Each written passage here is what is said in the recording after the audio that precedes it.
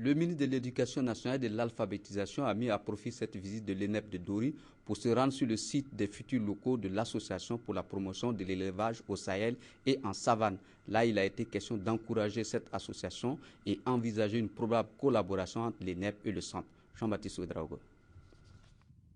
Comme son nom l'indique, l'Association pour la promotion de l'élevage au Sahel et en savane, APES, se veut un cadre fédérateur de tous les acteurs évoluant dans la promotion du monde rural à travers l'élevage.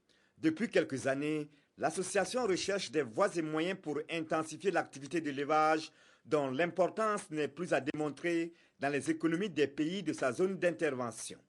En décidant de mettre en place un centre de formation au sein de son futur siège à Dori, l'APES veut innover à travers la formation. Nous envisageons de mettre en place des salles de formation et nous allons mettre en place aussi des expérimentations, des tests de culture fourragère, des tests sur des races améliorées locales qui peuvent venir de tout l'espace de l'APES qui couvre 14 pays en Afrique de l'Ouest et du Centre.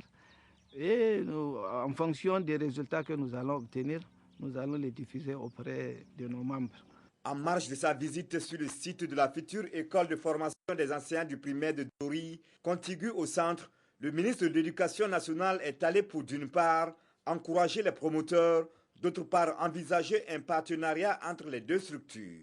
Pour l'APES, c'est une main tendue. Au niveau des écoles, on enseigne ce qu'on dit les activités pratiques et productives, qui sont souvent des activités qui parlent de l'élevage, de l'environnement, de la culture et autres là. Donc, je pense qu'à travers ce volet, nous pourrons être des bons collaborateurs avec eux. Ils pourront venir voir certaines pratiques, certaines expérimentations en matière d'élevage ou bien en tout cas de conduite de culture fourragère. Ce centre de formation de l'APES aura une vocation sous-régionale avec une mission clairement affichée: participer à l'épanouissement des acteurs de l'élevage.